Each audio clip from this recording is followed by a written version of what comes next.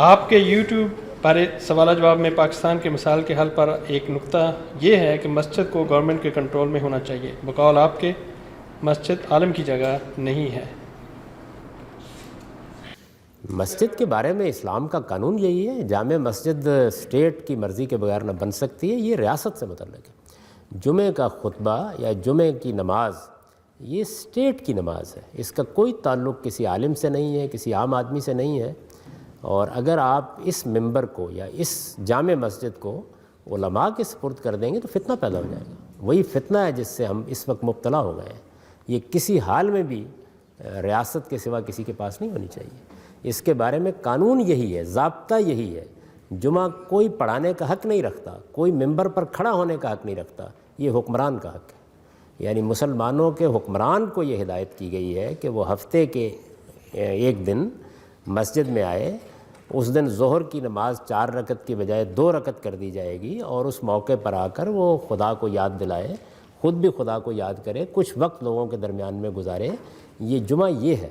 رسالت مآب صلی اللہ علیہ وسلم نے کبھی مکے میں جمعہ کا اہتمام نہیں کیا۔ جس وقت ریاست قائم ہوئی اس کے بعد پھر جمعہ کا اہتمام کیا گیا۔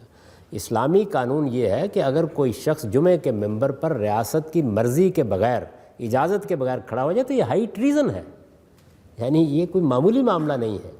تو ہمارے یہاں چونکہ لوگ اس سے ناواقف ہو گئے، یہ ممبر علماء کے سپرد کر دیا گیا ہے۔ جب علماء کے آپ سپرد کریں گے تو مسجد اکھاڑا بنے گی، مذہبی اختلافات پیدا ہوں گے۔ یہ اصل میں ایک مسلمانوں کی اجتماعیت کا ممبر ہے، اس پر ان کی اسٹیٹ کا حق ہے، ان کی ریاست کا۔ جہاں ان کی ریاست نہیں ہے وہاں جمعہ کا کوئی سوال نہیں ہے۔ چنانچہ یہ غیر مسلم ملکوں میں جا کے مسلمانوں نے جب جمعہ کا اہتمام کیا تو آپ دیکھتے ہیں کیا ہوا ہے، وہ سارے اختلافات، سارے فرقے الحمدللہ پوری شان کے ساتھ منتقل ہو گئے۔ تو اس وجہ سے یہ اسلام میں پابند کیا گیا ہے۔ تو میں نے یہ بات لوگوں کو بتائی ہے، یہ ہر کتاب میں لکھی ہوئی ہے، ہر جگہ موجود ہے، کوئی اس کا انکار نہیں کر سکتا۔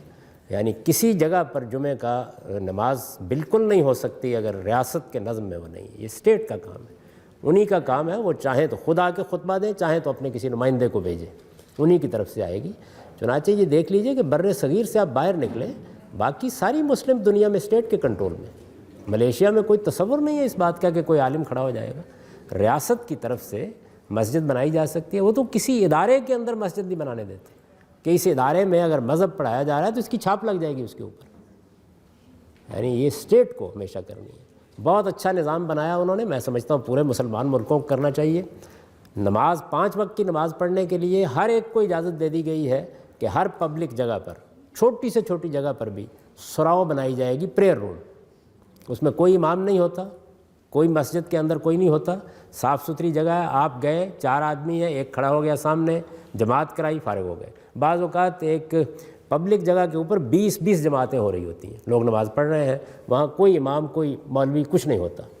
جو مسجد ہے وہ اسٹیٹ کے کنٹرول میں ہے، اسٹیٹ کی اجازت سے بنے گی، ریاست ہی اس کا نظم و نسق سنبھالتی ہے، اس میں وہ اپنے نمائندے کو بھیجتے ہیں، تحریری طور پر خطبہ پہلے مل جاتا ہے، وہی خطبہ دینا ہوتا ہے، اور لوگوں کو پول میں ایک ڈال دیا گیا ہے، 200-400 لوگ، ان میں سے ایک آدمی اگر آج آئے گا تو اگلے جمعے میں دوسرا آئے گا، تاکہ کوئی اجارہ داری قائم نہ ہونے پائے۔ تو اس کو ہر حال میں ریاست کے کنٹرول میں رہنا چاہیے۔ میں یہ بات برسوں سے کہہ رہا ہوں، میں کیا کہہ رہا ہوں، پورا مسلمانوں کا علم کہہ رہا ہے، لیکن کوئی نہیں سنتا۔ اور آپ پوچھیں گے کہ علماء جانتے ہیں اس بات کو؟ جی پوری طرح جانتے ہیں، اچھی طرح جانتے ہیں، ان کی کتابوں میں لکھا ہوا ہے۔ اب آپ پوچھیں گے بتاتے کیوں نہیں؟ اس لیے کہ ریاست چھن جائے گی اس کے بعد، کوئی نہیں بتاتا۔ یہ جو ہمارے ملک میں تو 95% حنفی ہیں، تو امام ابو حنیفہ کے ہاں تو جمعہ کی لازمی شرط ہے کہ وہ سلطان کے بغیر نہیں ہو سکتا، ممکن ہی نہیں۔